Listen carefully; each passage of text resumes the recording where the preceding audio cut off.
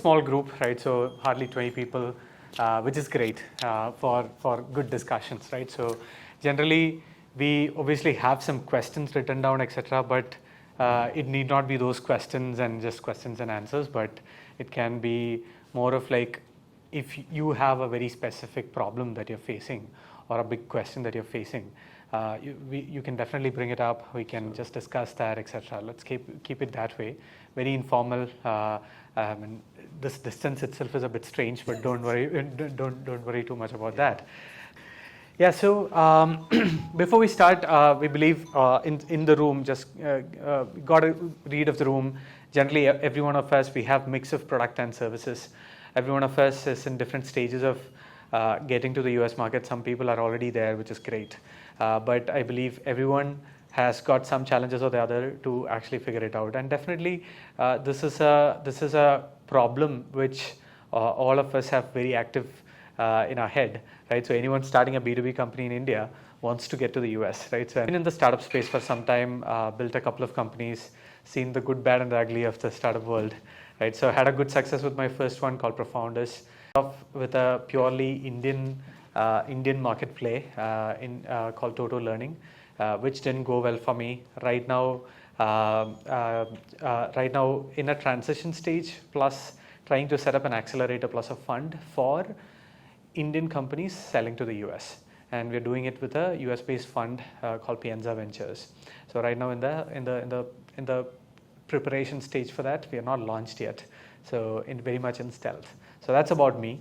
So yeah, all the story I said because I speak to like 5 or 6 startups every day. Everyone with an aspiration to get to the US market, and many of them actually doing amazing levels of business in India, but always. The US market is a big one, right? So, and definitely there is a whole lot of impact that we can actually create there. So, it's a common theme. It's a great thing to have, and a great thing to know as well. So we'll focus this for early stages, right? And probably a bit more towards product companies, but generally. But we'll try to keep it as generic as possible in terms of lead generation, in terms of tactical points on how to actually do that, rather than going very high level, etc. And that's one of the things that we spoke before the session. Funny has kindly agreed to actually give some demo of his own platform and how things are done inside the platform itself, which can be amazing, I believe. So over to you, Mani. So generally. Would you like to give a quick intro or a context setting about B2B marketing in the US, and especially when Indians do it? You have been there for like 30 years. You've probably seen a lot of Indians coming in there, winning or not winning in the US market, and maybe struggling in the US market, everything. Sure. So would you like to set a context there about, as an Indian startup founder, getting to the US market for the first time? Yeah. How do we go about it? Yeah, absolutely. But just like you, let me do a quick introduction because, obviously I'm delighted to have all the folks here in the room, but there's going to be others, who follow us along, hopefully, as they watch this video. So again, my name is Mani Iyer. I run a company called Kwanzoo, Kwanzoo. We're headquartered in the US. But we're a self-funded business. We're about 14 people globally. So I have a couple of staff members. One is in Berlin, one is in Hungary, but the majority of our team is all across the US, all across India. And we have our own small sales and marketing team that's out in the US. So besides myself, I have an account executive. We have a couple of marketing folks actually who work with us out of Pune. We have some advisors. So we also use fractional marketing people who advise us and guide us on our own go-to-market, because we need help just like everybody else. There's not enough hours in the day, to get things done. So in terms of my background, prior to running this, kicking off this company, which is, by the way, we've been at it for 7 or 8 years. It's a long journey, as many of you startup founders know. Things don't always happen magically, in a few years. You hear all about the unicorns and the guys who get to the right place fast.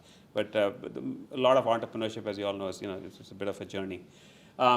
So as I was explaining to some of you, I grew up right in Kerala. I did my high school from Palakkad in Kerala, good old Pandit Motilal Government High School, Victoria College, went to IIT Madras, went and did a master's in computer science at Wisconsin, worked for different tech companies, grew up as a technology guy, then moved into product management, and did my last company. It was acquired by Oracle PeopleSoft, grew to a couple of million in revenue, a few million in revenue, had about 30 people, then got acquired, and then I put a bunch of that investment back into this next business, and so we're busy building it up. To your point, and so we've been in the B2B marketing and sales tech space, like you said, right from 2015. That we've seen, in the last, call it 10, 15, 20 years, which I think you all will find interesting.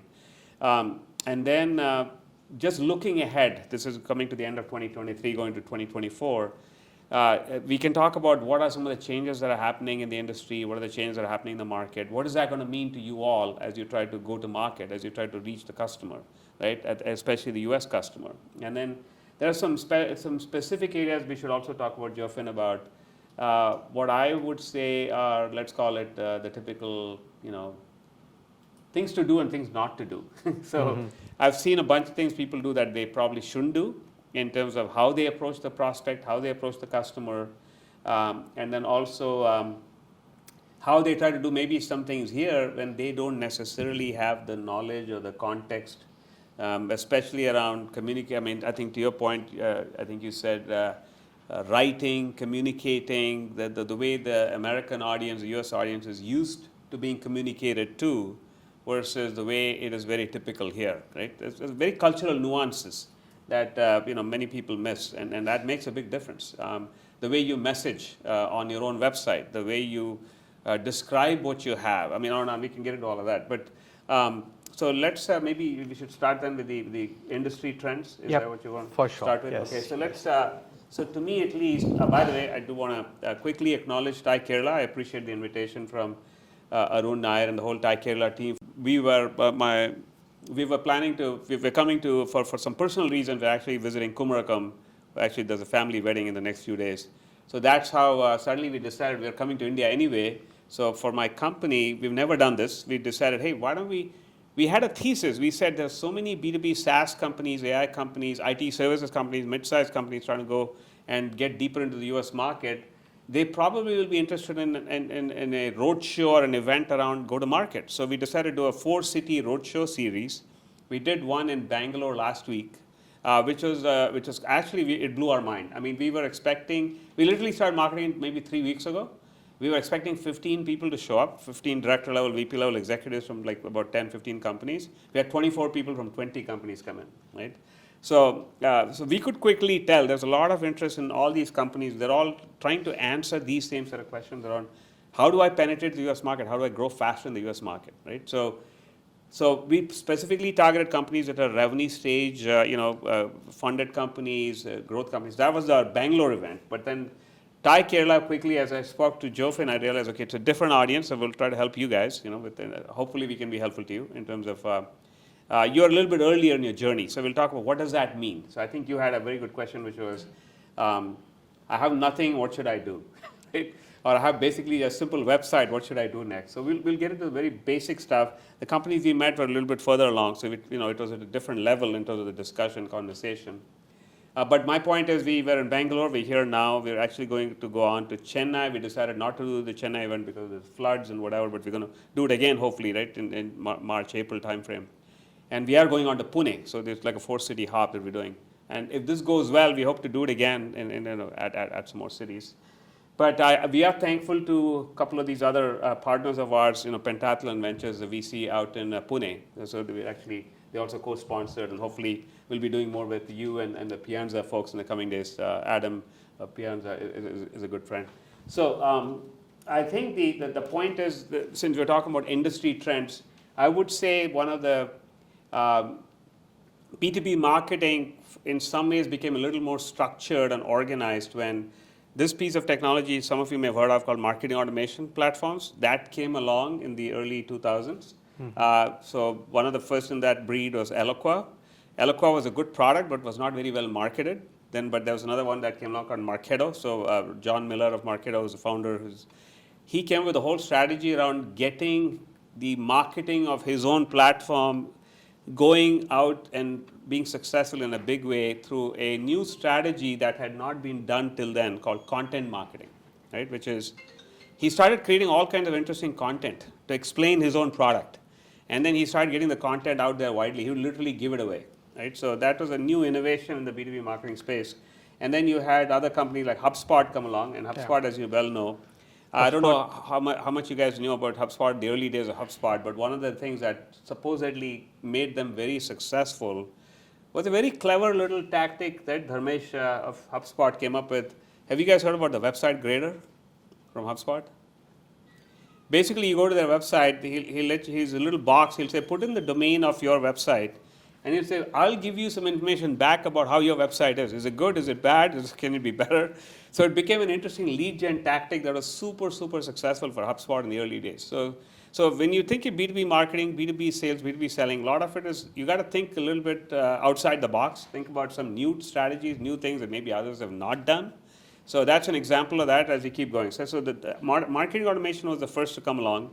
And then that is, and by the way, marketing automation is really about reaching the prospect through emails, right? So it's a structured way to send emails saying, I'm going to send this email.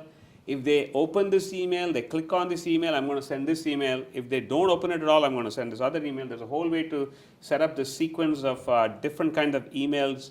And the emails, I'm sure many of you know this, you really need to pay attention to the email subject line. What's in the top right? Because that really is your hook. And for those of you who have a journalism degree, it's going to come a lot easier. For those of you who are techies, it's going to be harder, but you'll have to learn that skill. That you have to write in a way that it grabs the person's attention. They'll be compelled to open your email and look at the rest of it. Maybe I should pause here. I don't know if you have anything to add. So I mean, it's one interesting insight. Me as a person who started probably in 2012, always associated inbound and content marketing with HubSpot as a company, right? Probably they did it so well, and they pretty much owned the keyword inbound to a level where they became. I didn't know that Marketo actually started off with this whole wave way before, right? That was, I think, John Miller did his own flavor of that, in that he would write these elaborate ebooks and guides and all that, and HubSpot did it very differently with their blogs. I mean, their blogs, HubSpot blogs, are super popular from the earth, so I would agree with that. So, and it's also interesting. So, mid 2000s, when the landscape itself was new, a drip email campaign was actually called marketing automation, and compare that with the late or 2020 maybe, when the whole landscape has become extremely complicated, both for the user as well as for the companies. I'm going to show you one of those big, blocks of what the number of different marketing and sales systems and tools that are typically being used in a mid-sized company. One of our clients is actually a $400 million business.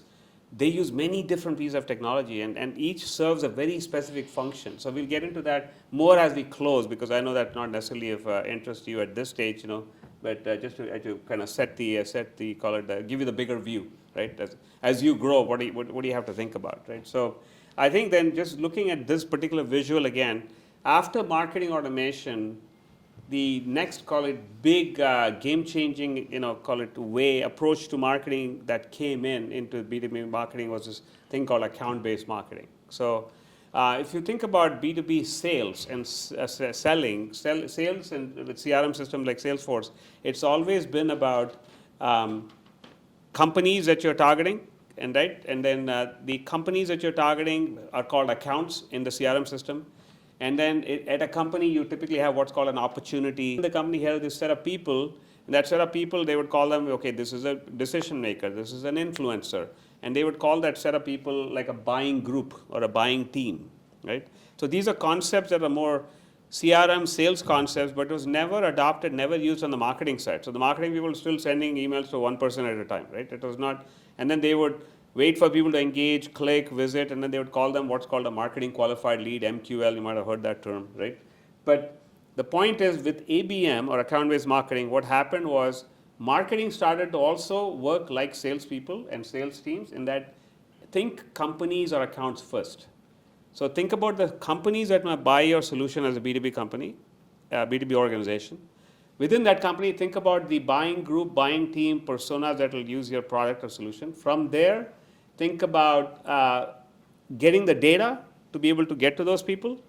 Now you have the data, now you go reach out to them. How do you reach out to them? Many different ways to reach out to them, right? So we'll talk about good old marketing emails is one way to reach out to them. Then another way that's very popular these days is actually LinkedIn. So LinkedIn, I would suggest that many of you as early stage founders should absolutely do anything and everything you can to leverage LinkedIn to the max. It's obviously you have specific, you may have limited resources from a dollar standpoint to invest in other people and staff and resources and all that, but you do have time, hopefully, and you won't be able to sleep as much. But the point is, you will want to use LinkedIn as properly and effectively as possible. And actually, one of the things that I think, Jofin, we should do is actually we can walk you through a few different LinkedIn profiles. Maybe I can go to mine, you can go to yours. We can look at how we think about our LinkedIn profile. We think about how we reach out and engage with some people. In LinkedIn, we actually do some LinkedIn automation so that you can have the same marketing automation sequence of emails. You can actually have a sequence of messages you can send out through LinkedIn. So I don't know how many of you are doing that, but if you aren't, that's something to think about, right? Something to consider. So we'll get into that. But before I digress from this, I do want to say the marketing automation trend was then the next big thing that came in was ABM, account-based marketing. Now what's happening is there's another trend that's just kicked off, I would say, in the last year to 18 months, which is, okay, marketing is starting to look more like sales. They're starting to work better together, et cetera, But now larger companies are trying to now align not just marketing and sales, but there's another department called customer success. Customer success is about your existing customers. How do you expand your relationship with the customer? How do you get more revenue from the same customer?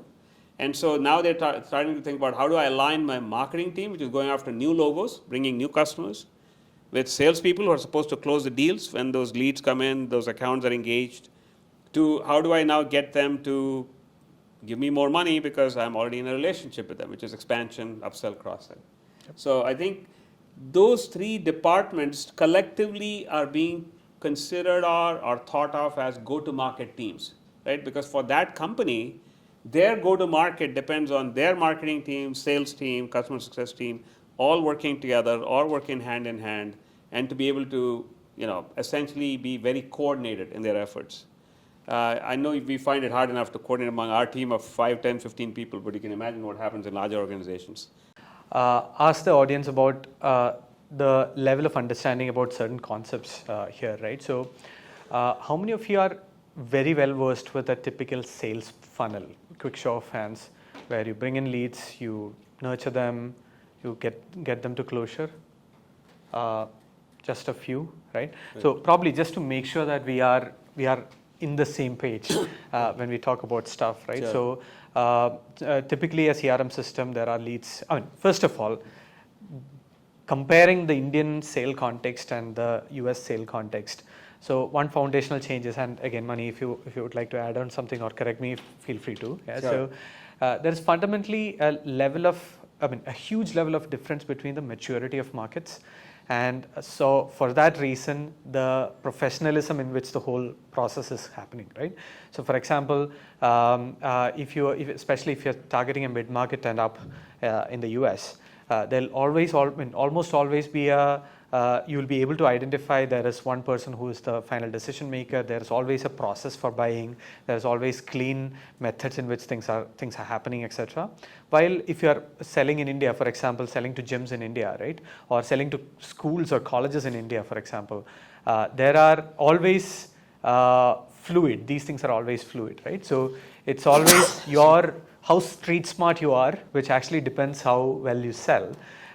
Which might not be the case in the US market, right? So interestingly, I came across this tweet which says enterprise sales is 80% project management and 20% sales, right? So which can be true. Maybe 80-20 might change a bit, but project management and setting the right processes is extremely important when it comes to the US market, because the market is matured and the market demand behaves that way. We cannot go with our jugaad, which worked in India, and expect it to work in the US, because the expectation is different. And that's the reason why we have to be much more disciplined and organized in our lead management process as well. Obviously, a lead funnel, if you look at the funnel, there's always the top of the funnel from where your leads come in, which could be the leads coming in from an offline activation that you do or offline events that you do, the leads coming in from your website, the leads coming in from you calling them and them agreeing for a conversation, etc. Those actually convert into what is called the marketing qualified leads, MQLs, which are the ones which have a higher potential or which you establish as people who are interested. I'm oversimplifying these things a bit here, but interested. And then it goes to the next level, and you can actually define how many ever stages you want depending on the complexity of your product, etc., and depending on the decision-making process that your customers have. So then it goes to sales qualified leads. Then probably it goes to like 3 different other stages of pilot or demo or whatever it is, right? So 3 or 4 different stages, and eventually it goes to close or close lost or closed won, right? So this is typically the funnel, right? You take 100 leads coming in, and you take probably 70 of them to the next stage, 50 of them to the next stage, and eventually maybe 5 of them to close one, right? And the whole process is managed inside a CRM. And we are actually talking about in the whole conversation, we'll talk about how we bring in leads to the top of the funnel, how we effectively move these leads through the funnel and actually get them out. And that's just setting context and making sure everyone is on the same page, right? If we may, at that point, right? So if we may get into, most of us are early stage startups here. Sure. I think we have the first question. Yeah, it's right here, right? So yet to touch the US market or just touching the US market. Where do we start? Where do they start? This is a question I mean, this is something that I keep hearing from multiple people. Yeah. So what's that first step that we make? Got it. So I know there's a little bit of a typo, so we'll fix that. Oh, yeah. But so yeah, I think for any kind of early stage founder, I would say I keep coming back to this, which is there's really 2 things. One is that you got to use your LinkedIn profile actually in a very effective way of communicating who you are, what your new startup is about. So you need that messaging in LinkedIn, the top level line where you can describe yourself or who you are and what your business is about. Use that strategically, because in LinkedIn what happens is when you go browse somebody else's page, if they have, there's an option in LinkedIn, if they've turned it on, they will be able to see your full profile description. So besides your name, because your name they might not recognize, you can quickly communicate what your business is about. So we'll go take a look at what I say about myself. I mean, you might say something else. But that LinkedIn, that one-liner, along with your LinkedIn 1-paragraph description, there's a LinkedIn profile section. I would highly recommend you really spend some time really tweaking it, tuning it to exactly the right way to describe your business. And then you also want to then have your website homepage. It's a very crucial, critical thing, because that really is where people will land. And you literally have 30 seconds to keep them there. They either understand what you're doing and they get a good sense of what you're doing. They will then start drilling down deeper, and then they'll go into the rest of the website, or they're going to just bail, because people are busy, they have a lot of other things to do. So I think you definitely want to focus on that homepage, what I call messaging, that describes what your solution is and how it's different, how it's unique, what's the value that you can offer to the potential customer coming in. You'll want to design that page in a way that it speaks to, I would say, the primary persona meaning the main buyer. So if you're selling into a B2B company, then you might be selling into marketing, sales, IT, finance, procurement, whichever department you're selling to. Make sure you speak to that person and their pain points and their needs, because only then when they come in, and they're the ones you want to try to attract too, right? And when they come in, hopefully you can keep them engaged and they'll want to talk to you. So I would say, would you agree? I mean, those are the 2 main channels to work off of, because LinkedIn, again, a secondary tool is Sales Navigator. So in Sales Navigator, you can have very kind of call it, you can build segmented lists of URLs of people that you can go try to pursue. And then there are certain tools not quote officially, they are there, they're available, which is structured messages that can be sent through LinkedIn, but LinkedIn is very strict about you don't want to be batching and blasting hundreds of people a day. You can spend a few tens of people a day kind of thing. So you again have to be careful. And then again with emails now, you guys might have read about Google and there's stronger rules that are coming in around spam and not sending lots and lots of emails to lots and lots of business users even. And so, so I think even there, the more you can understand who the person is, who the buyer is, the more you think through the right targets and then you build very targeted lists. Don't go for quantity, go for quality. So that's my... Right. So it also actually calls to Mani a couple of points around product market fit as well, right? So while you do this, and while you were actually talking through the LinkedIn and email strategies, what I was actually thinking about is one, being founder-led in the early stages, and that actually connects with achieving your PMF for the market, to this particular market as well, right? So they say PMF for, if you have achieved PMF for India, you know that your product sells in India. It doesn't mean that you have PMF for a new market, right?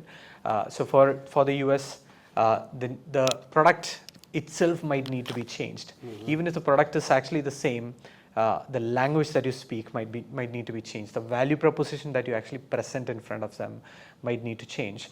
A lot of those tweaks and changes might always be required, which actually calls for being founder-led in your early stages or early days of selling, right? So obviously a lot of us, I mean, I have personally got a lot of questions around, yeah, I want to go to the US market. How do I hire a salesperson in the US, right? Day one, right? Probably connecting back to what is to be done and what not to do, right? My personal perspective is that it should always be sales, I mean, founder-led in the beginning.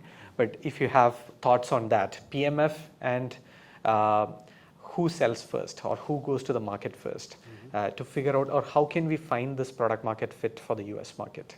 Do you have any suggestions on that? Yeah, so I think I agree that early days it's very hard to hire a full-time salesperson in the US, right? An account executive in the US will cost you whatever, 150K base, another, call it the same 150K variable comp, so it gets very expensive. Yeah. If you have so-called inside salespeople, so-called dialing for getting a meeting, even that is getting extremely difficult because the buyer is more sophisticated. It's more, as you said, it's a more mature market. And they are bombarded by prospects, just like your sales guy, SDR may be calling them, that they have 20 other vendors calling them. Most people ignore vendor pitches. Most people ignore incoming emails. So in fact, the thing to do is probably, as a founder, one of the things we recommend is that write content, create interesting content, and get it out there. Some of the best founders that I know, they start early. They don't even have a product in the market yet, but they're already getting the message out about what is their product or solution that they're working on about. So they're writing about the category, right, of solution that they're about to launch. Yep. Right? A friend of mine recently got funded, but he doesn't have a product yet. But they're going to go after the construction industry across the United States. It's very, small construction projects happening all across the U.S. There's no proper way for, there's not like an all-in-one solution for managing their payroll, managing this, their time, their sheets, their this, their that, whatever, right? The process issues around construction management.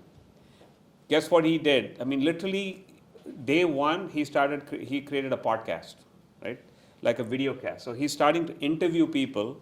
And so the CEO is building his personal brand and associating the brand with the problems around construction management. So you could do the same thing. So one of the things we've been doing, not that we should be doing it a lot earlier, but we're doing it now, is we're doing these LinkedIn live sessions. So I run a LinkedIn live, and I have a marketing guy helping me, where we go and get somebody who's a growth leader, a VP of demand gen, VP of growth, who comes and speaks at one of our LinkedIn live sessions. So it builds personal brand credibility for that person. It helps us. and then their circle or their network becomes aware of about us. They may not have known about us at all, right? So it's content creation, brand building by building your network of connections to ideally people who are potentially your future customers. They are part of the customer profile of customer you want to attract. So you want to build trust, build credibility with them. So why not go reach out to them? And a good way to reach out to them is not to say that I want to sell you a product. Good way to reach out to them is say, hey, I want you to speak on my show, right? So it's a softer pitch. You're not asking them to buy anything. You're asking them for advice. You always want to start by asking for advice. Don't ask for money, right? Because then they'll come and give you the money because they think you're a good guy, you have a good solution, you have a good product, and it's an easier sell. The selling happens, right? The other thing that, I'll be honest, I made these mistakes. I think all of us do, which is don't try to close the sale on that first message or the second message. It doesn't happen, and it's a big turnoff for the person on the other side. Be gentle, right? Be gentle, build that relationship. Assume that it's going to take several weeks to a few months.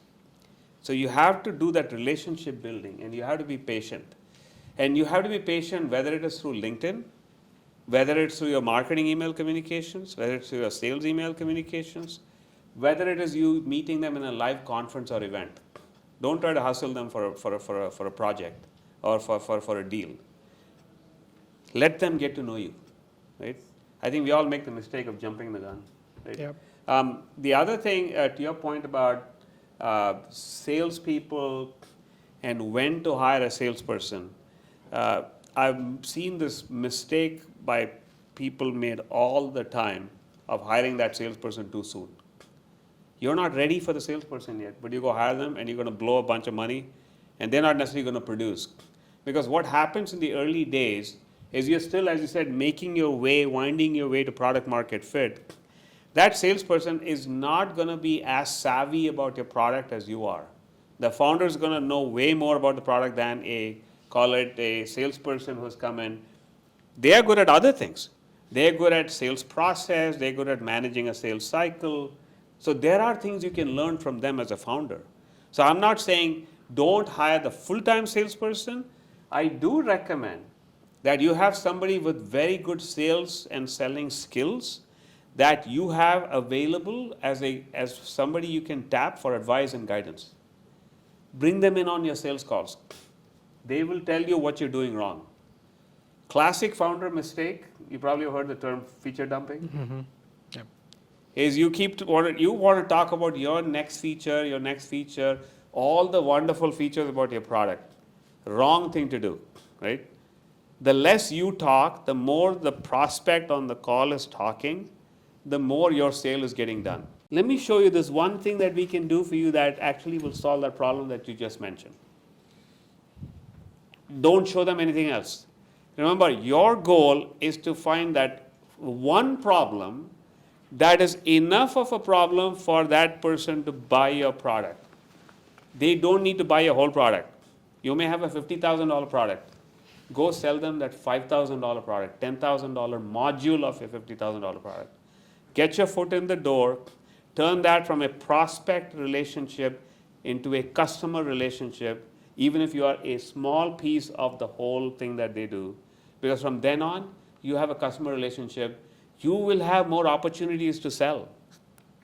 You will be getting on a call in 2 weeks, all about onboarding their current product, this new module they just bought. That is an opportunity to say, hey, I want you to get going with this, but 2 weeks from now, I want to talk to you about this other thing we've got because I think you'll be ready for it then. Yep. Just slip that in at the very end of your call, and there you go. Increasingly, in a lot of the early adopter customers in the US, this is not 20 years ago.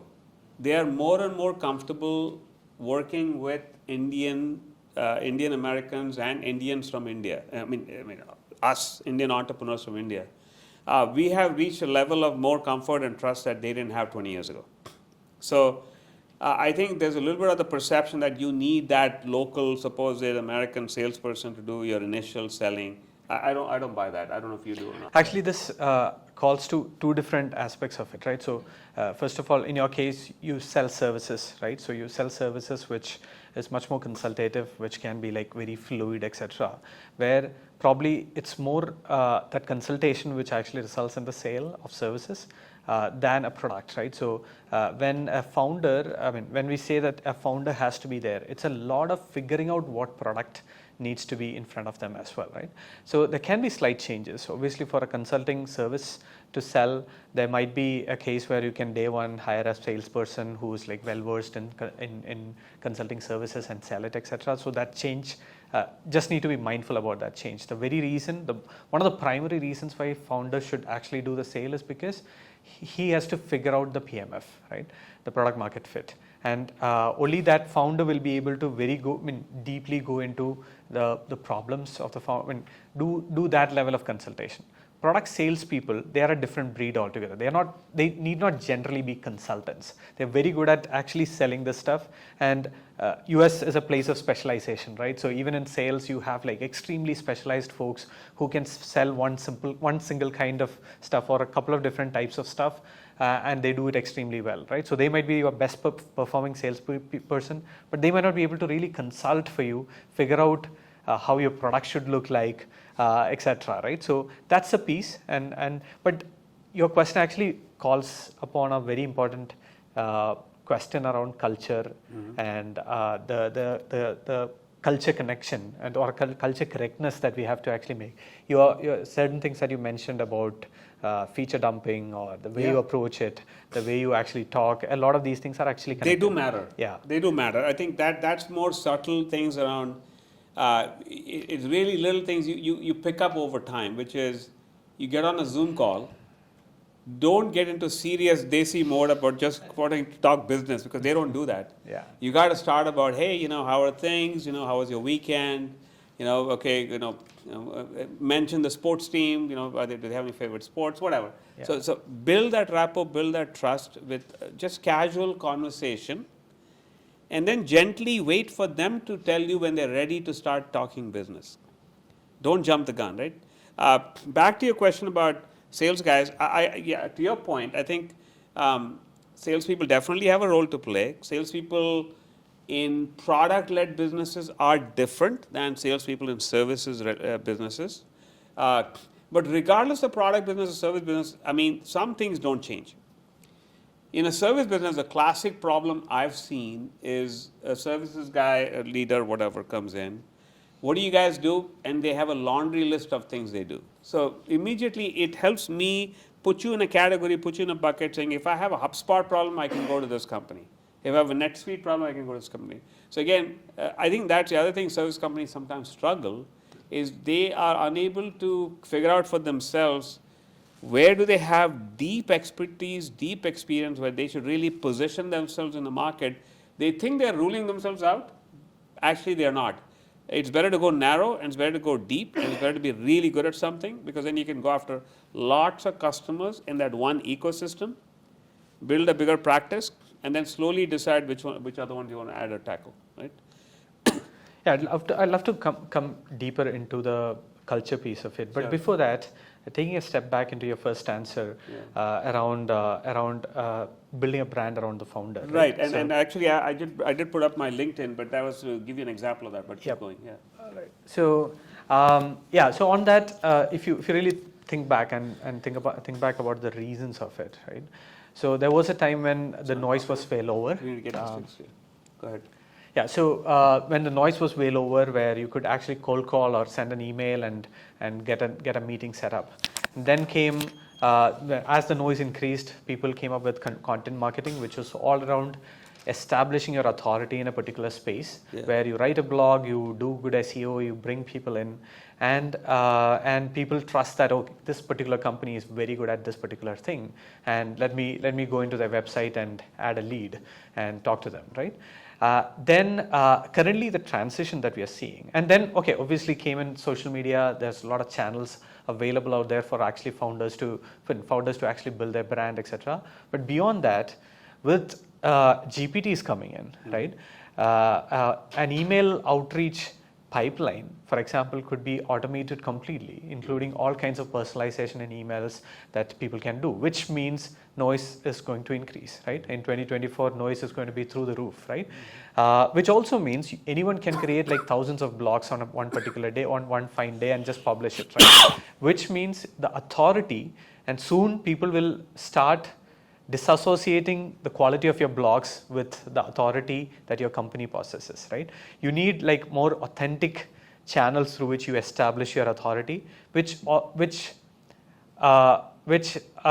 so my question is, does all these things make founders putting their face up there a must-have mandatory thing rather than a good-to-have thing? So do you think every founder out here should actually start that activity, and it's going to be like a make or break thing for their startups, or do you think it is like it's a good-to-have? No, I think it makes it even more essential that as a founder, you actively work on your personal brand, actively work on getting yourself out there. What does that mean? We just talked about it, right? Have videos where don't think you need to have professional videos with background, wonderful background music and sound. Be authentic. You can authentically put out videos. Have you guys heard about Moz? This tool that can help you with a bunch of website stuff and all that. SEO Moz. Oh, Moz. Yeah. So the original founder, if you remember, of SEO Moz, used to do something called Whiteboard Fridays, right? He would literally get and create a video once a week, and he would be scribbling on the whiteboard, and it's him talking, it's him explaining concepts. Incredibly successful. So the reason I'm saying that is, and by the way, we'll talk about this too next, right? Yep. So as a founder, there's a tremendous opportunity for you to create that one-line byline that you see here up here. You will want to do that. Let me, if you don't mind, I'm going to put my glasses on. But if you scroll down, take a look at this, right? So this one line, CEO, Kwanzoo, B2B pipeline growth platform, go to market, blah, blah. So you want to think about what's your one-liner? What do you want somebody coming to your LinkedIn page to see, okay, this is who I am, this is what my company is about, what's the core message of the business? Book an appointment. Simple little button. If you don't have it on your LinkedIn, please make sure you do. Profile section on down, if I keep scrolling down. Take a look at this. Things like featured posts. I don't know if you're using it, but please do. Right? Activities, comments, posts, images, on down. This is something I would highly encourage you all to do, which is make sure you do regular updates on LinkedIn. Write about what's happening. I do a roundup post of the week called Friday Reflections. What do? I write about what happened in terms of an interesting conversation with a prospect this past week. Some customer who decided to renew. Like I had a customer tell me that, hey, we've been trying this new product, man. Whatever. I've been singing its praises to my leadership. It's his words. Grab those words, document it, put it onto your LinkedIn, put it out there, right?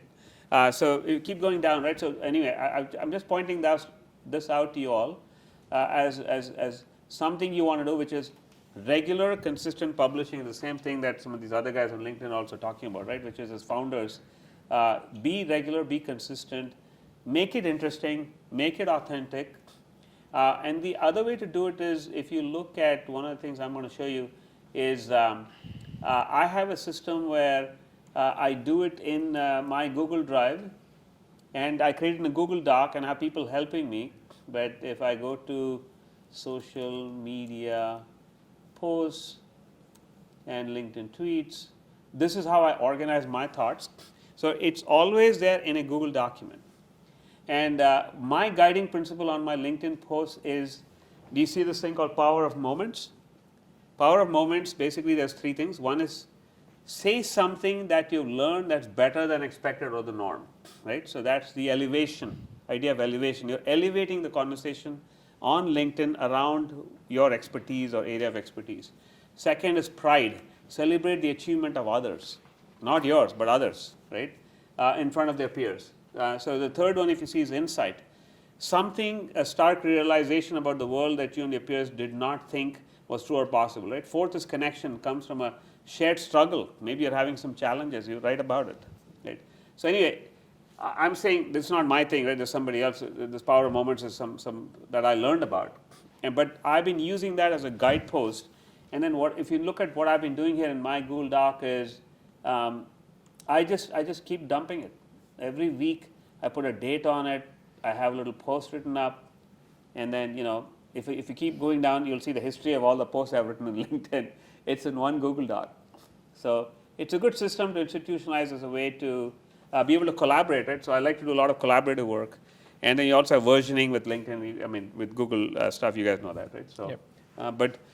So moving on from LinkedIn, if you go down, definitely I would highly recommend, if I click on view full profile, just a bit further down, the other section that I was talking about was after featured and activity and so on, is this about section, right? So I hope you all are effectively using this, right? It's valuable real estate because people will go look at your page.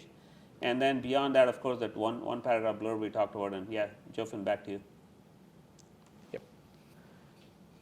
Sure. So comes back to, again, LinkedIn is getting more and more traction as a very important channel, especially since email is going down and email is expected to go down further. Yeah. And obviously, as Mani said, there are quite a lot of tools which are available out there which automates a lot of these stuff, a lot of outreach. Yeah, and in fact, the very next thing we can show, Jofin, is maybe that one of the tools we use, right? Okay. They have, but keep going.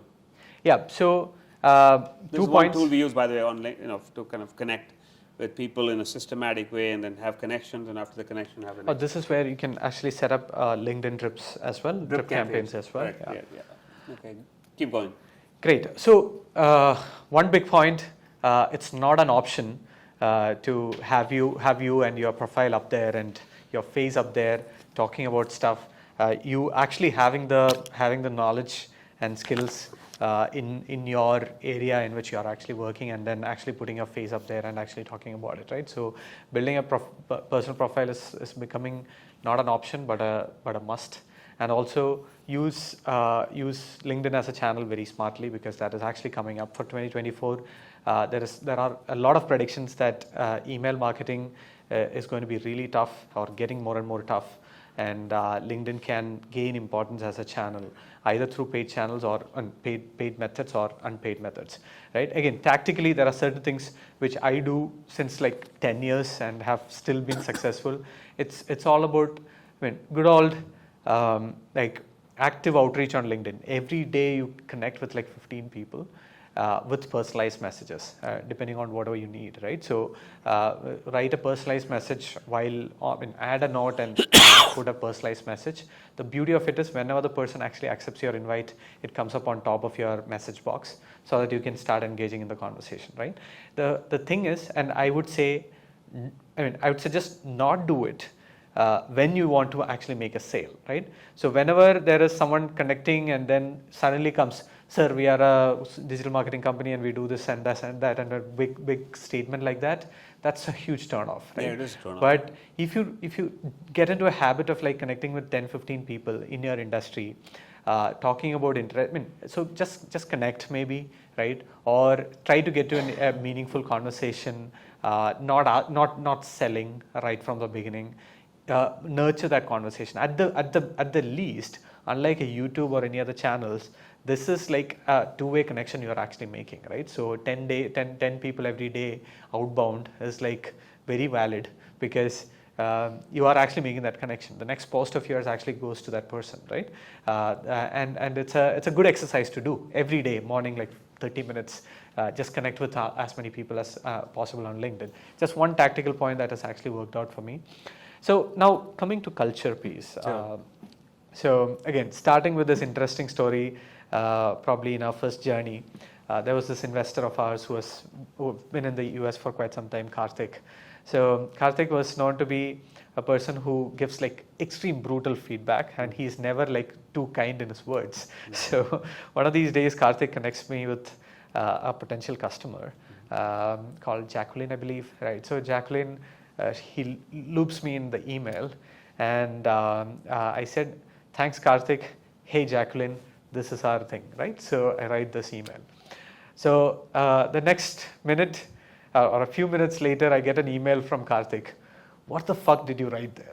I was like, oh my God, what did I do wrong, right? I was just going back and reading the email, right? So, and Karthik is known to be like very brutal on these things, right? Once you know this person very close, he's like using all kinds of words. So, and I couldn't figure out what I did wrong, right? Then Karthik is like, no one uses hey in the first email when you email someone in the US, right? So I wrote hey, H-E-Y, hey, right? So he's like, and then he went on saying, better be a bit more neutral in your approach. Just say hi, right? Hi is better, right? So I wouldn't have even thought of something like that, right? So,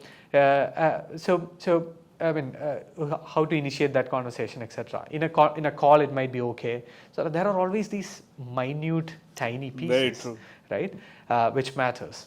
So my question to you, Mani, can you think of something like that, right? Culturally, those core differences in the US culture versus the Indian culture, which matters in the sale process. I am dealing with it every day. So one of the things is take a look at this same email that I'm just showing you, this LinkedIn message that I'm showing you here. This is my proposed LinkedIn message. I'm not trying to pick on my team members or colleagues, but a couple of them are here in Pune. They're nice guys. They do good work. I really appreciate everything they do for me. But they're very good at the tactical stuff, but they're not necessarily able to grok that the nuances of communication. So I would encourage you to read this email because I pretty much wrote this one. And then you compare this to the ones further down, that they wrote, right? So notice how this version that they wrote goes straight into pitch mode, right? So assume this is after I connected with someone. So the connect message was very friendly. I have a friendly connect message saying, as fellow revenue leaders, I'd love to stay in touch, share ideas, explore synergies, blah, blah, blah. And they connected, right? So there's no pitch. I'm not asking them for business. And it's like a mutual friendly, let's connect. Then the very next message that the draft that you see here that they were suggesting we send is, join our USA go-to-market show if you're India based, blah, blah, blah, blah, right? It gets into pitch mode, right? You're asking them to do something. So, and then on to what does it say, blah, blah, blah. So then what I did was, oh, there it is. So this is the, by the way, one of these down here is, I think this is not, again, the first message. Let me see if I have the very first, there it is. This was my connect message. I want you to see this because this is the kind of connect message which is, as a fellow B2B revenue leader, I'm always looking to connect on go-to-market challenges and tactics. I regularly curate content on GTM topics that you may find useful. Can we compare notes and share learnings? Question mark. That's my connect message. So this is not, this is not pitching. This is not trying to say, hey, work, buy my product. Our connect rate is pretty good. I get quite a few connections this way. So you want to come to something like this for what you do. Once the connections happen, the next thing I was trying to get them to think about is, and by the way, this is for in India, so this is my India sequence. We are doing this roadshow, so the question was, how do we get them to the roadshow? So I rewrote that message, and this is my message. You have to start by saying, thank you for connecting. So so you see that there, right? Thank you for connecting. Would you be interested in meeting live at one of our upcoming USA GTM events? So you're asking them, right? You don't want to say, join me. You want to say, would you be interested in joining me live? We are doing it across India. It's a 4-city tour, blah, blah, blah. And then from here, it explains a bit about what the event is. And then it's trying to build some trust and cred by saying, here are the kinds of people coming. They're coming from these companies. Give them some good brand name logos. Anyway, I think you guys get the idea. And then you want to always close by leaving them an out. So that's the last part is the out, right? The out part is, please register. But if your schedule doesn't work, no worries. Please be sure to share the link with a colleague, and we can meet virtually anytime. So you leave them with different options. You let them decide what they want to do. Anyway, I think you get the point, right? So this kind of message crafting, it takes time. But over time, you'll get it right. And I think to your point, this is an example of cultural nuances. You don't say, hey. You say, hi, so-and-so, hi, John, hi, Smith, hi. That's an example of the culture nuance you mentioned. Yep. Yeah. Yep. Got it. So there are obviously quite a lot of these things which we should be aware of before we actually hit that market, and potentially it's a huge list of it. There probably are like multiple YouTube videos where people explain this in length and breadth. But So I know, sorry, Yeah. but I know we have about 15, 20 minutes left, and we're still question one. Right. So I want to make sure we hit some of the important stuff before you guys need to head off, and we do our photo and we wrap. Yeah. So one of this the is question one. Should I go to the next one?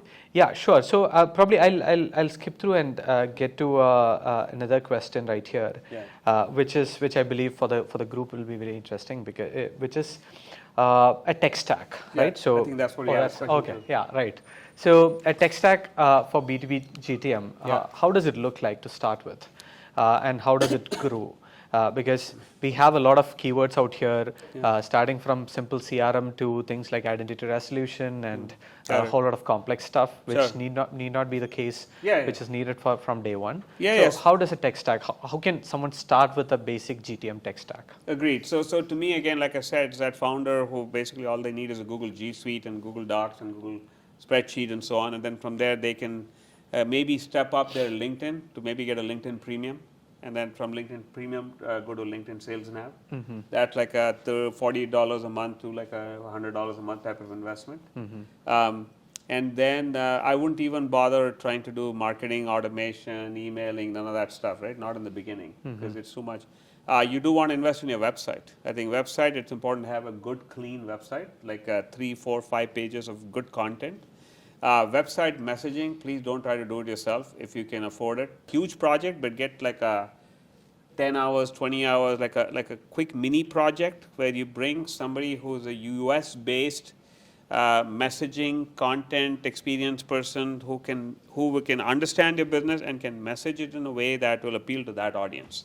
It's well worth it, right? It's worth the investment, because otherwise you'll be spending a lot of time messaging in all kinds of wrong ways. You won't necessarily connect to the buyer, and to have somebody like that just reviewing your content, reviewing your stuff, and give you quick tips, you'll go. I think your business will go a lot faster. So before you buy tech, get the website fixed up, get your messaging right, and get your LinkedIn messaging like you saw right, and then start the conversation, and then start writing content. Actually, getting a content editor, journalist, somebody who can review your content and give it that oomph in terms of more of the US. One that the US audience will be able to connect and relate to better.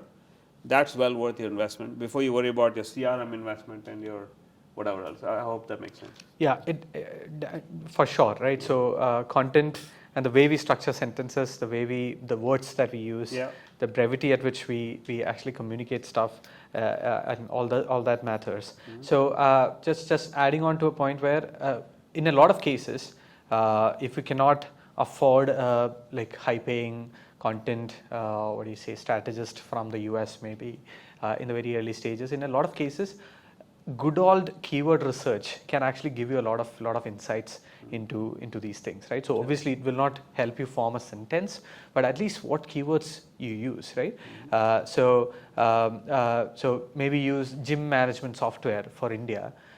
In the US market, maybe, I don't know, but gym management software might not really mean a lot to the users there. They might be actually using a totally different terminology. So starting from very simple, what term to use to actually describe it, or maybe identifying like top 3 different ways in which people call that particular software, and maybe having 3 different landing pages for those keywords. All these things are extremely important, and in a lot of cases, doing simple keyword research on Google or Moz or whatever can actually help you figure that out.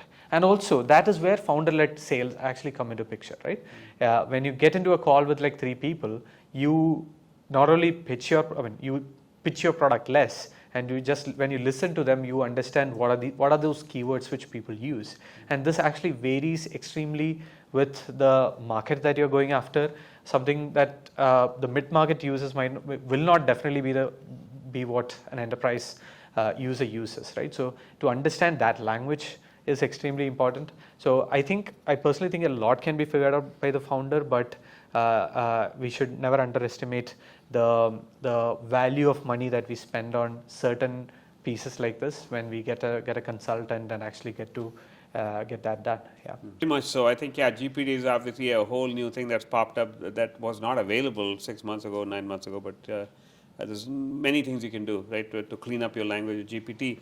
And then to finish up the tech stack question, yes, once you start maturing, once your LinkedIn outreach maxes out, as a founder, you want to have maybe one more person who can do the outreach. You can do a tag team, because I've seen that as a good strategy between you and your key account executive, you and maybe one of your VPs of marketing, if you will, right, or VP of IT, or whatever the departments you're trying to reach into.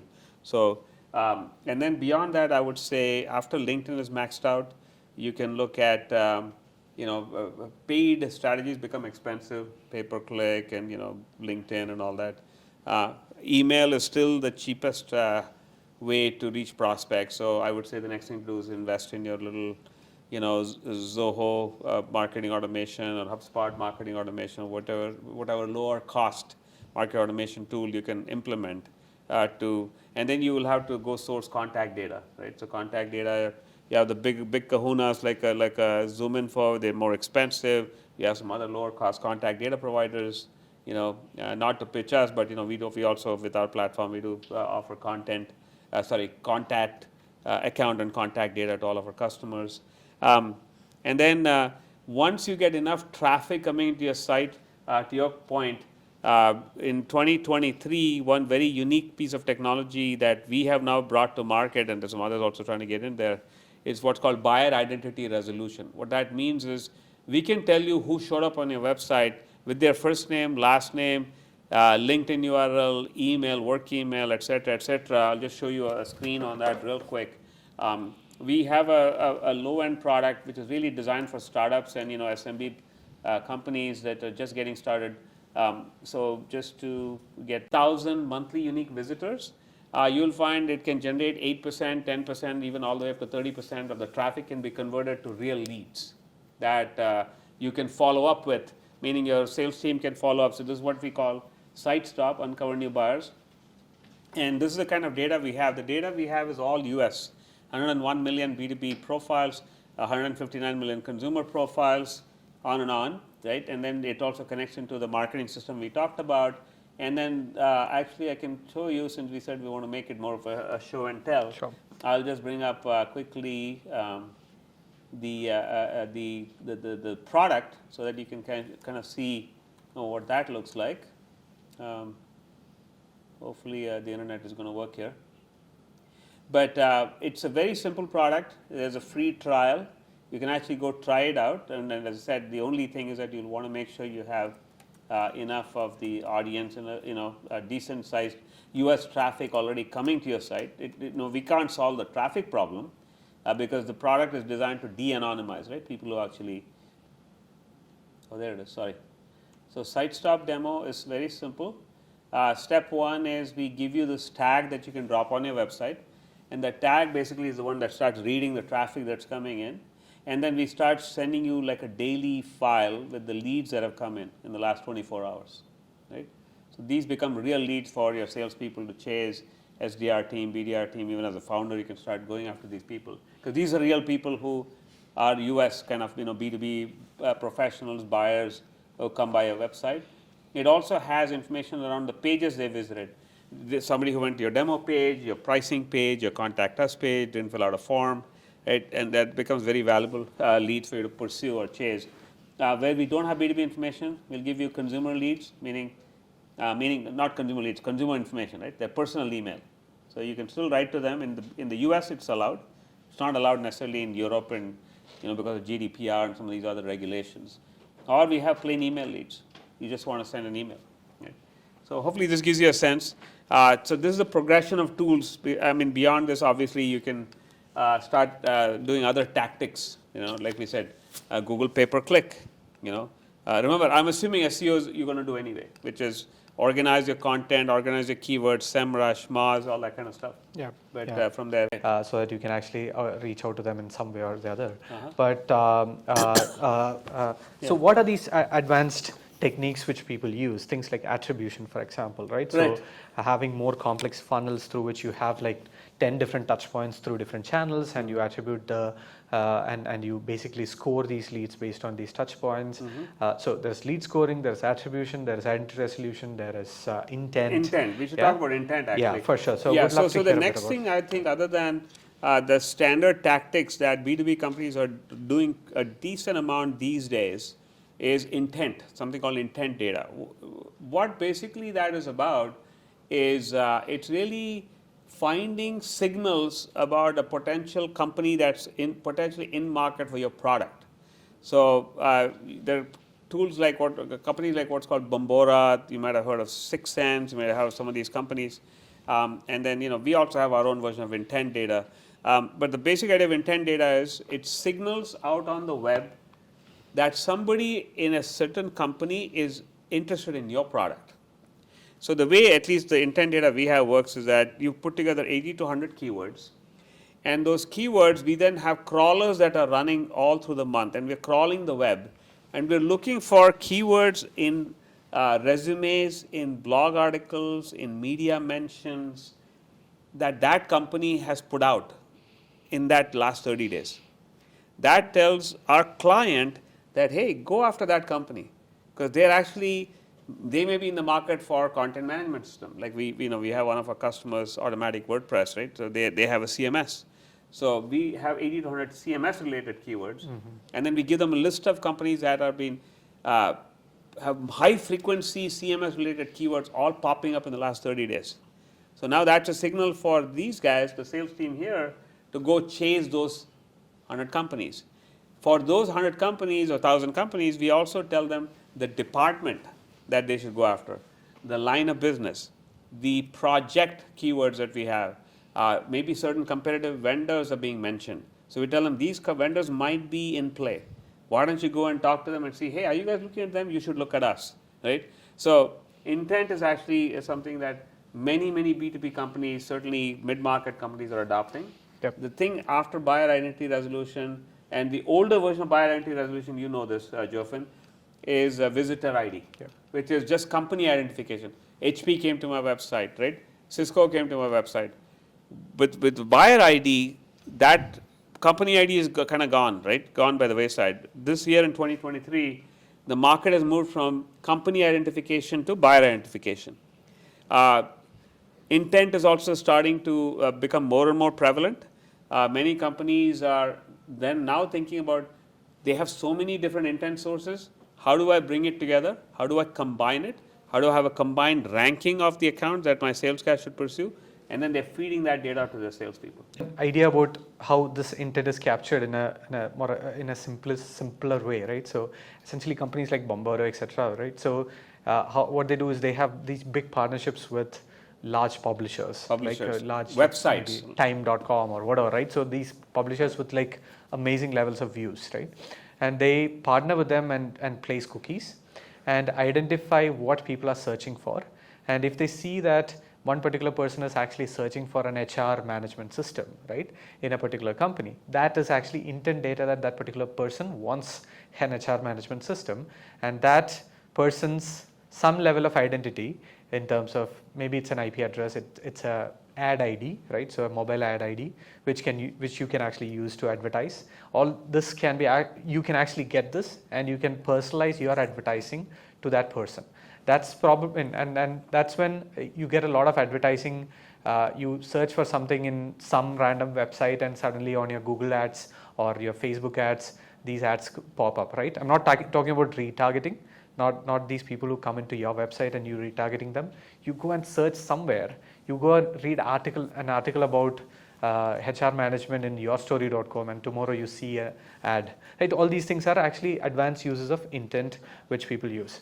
So again, connecting back to our point of US market, right?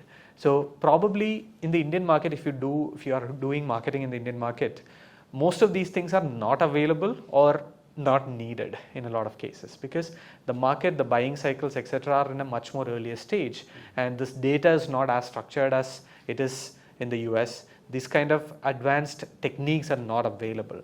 So Once you get into the US market, once you go beyond the founder-led sales, once you go beyond the, basic email marketing and things like that, there are these avenues which you will sooner or later encounter, which you have to adopt and add to your marketing stack so that you stay ahead of the curve. Because what you need to understand is every one of your competitor might be using all these things, right? And that is, just wanted to paint that picture. Not that you have to do intent data and stuff like that from day one, but it's a reality. So in the interest of time, I'm just we're going to propose this, if you guys are okay with it. We can do rapid fire on question 3 through through 9. Most of those points, I think we've covered, but just so you guys can see it, question 3 was about outbound versus inbound. I hope you all understand the concept. Outbound means you're reaching out. Inbound means, through Google, Google search, people are actually coming in organically to your website. I think as a founder, I think you got to do both, right? A little bit of both. You have to do outbound. We talked about LinkedIn-based outbound, lower cost-based outbound as opposed to expensive outbound, and so on. So we covered this. Next is conversations outbound. Nope, it's not dying. It's just the way you do outbound is changing. Less through email, more through LinkedIn is certainly what I believe. Yep. And then if you look at LinkedIn's role, I think we just talked about it. I think they're getting more important, more critical. You definitely want to invest there. We talked about culture a lot on this topic. We talked about channels. I think what channel the best. I think we pretty much have touched upon a lot of this. If you have questions, we can certainly catch up after. We also covered advanced techniques. So product readiness aspects. Maybe the PMF piece we did touch upon a bit, but yeah, if you have thoughts around UX security, etc., right? So yeah. That'd be great as well. Yeah, I think security, especially with B2B products, especially complex B2B products that you need to install into the enterprise in the mid-market, large enterprise in the US, security, InfoSec, SOC compliance, all those are very critical. It takes quite a bit of work, so I would say start early, right? And then you actually can get very specialized help in these areas. And then content is important, sales enablement, customer enablement, having a lot of help guides, help text. People tend to not think about those things, but actually very important for adoption, for renewal, for expansion, right? UX is actually very important. You don't want to have a B grade UX because the US market actually expects it to be really top tier. The user experience has to be really, really good. So don't compromise on things like dashboards and trend graphs and how do you showcase your product. Just really you need to invest your time and energy and effort there. I think we pretty much covered it, folks. So so probably we can spend like 5 or 10 minutes if you have any questions. Though we have gone past time, but if you have questions, please do. Yeah. In the US for the last 30 years, does my product have a need in the US market? My product does the gym management for the gym owners. Basically, here in India, if somebody joins on the gym, then the joining date is his fees due date. Suppose if I have 75 plus customers in my gym, then it will be very difficult for the gym owner to track the due dates. Mm-hmm. So that is the pain point I am trying to solve it. So does the same pain point exist for a gym owner? It just so happens we have a lot of that data. So you and I can connect offline. We can figure out if there's a way for us to give you the data, or you'll have to go source the data, right? Apollo.io and some of the other vendors and providers. But basically, you have to build a list of target accounts that are, call it the gym conglomerates, Gold's Gym, and there's a lot of gym, 24/7 fitness. There's a big brands in the US, right? You'll have to then, the chances are those big guys are all set. Yes. So then the question is there a way for you to reach those small, independent, mom and pop shop gym owners, kind of independent counselors and whatever, right? Health kind of people. It's probably there, and then it's a whole different question of is your product ready for that market? Don't know.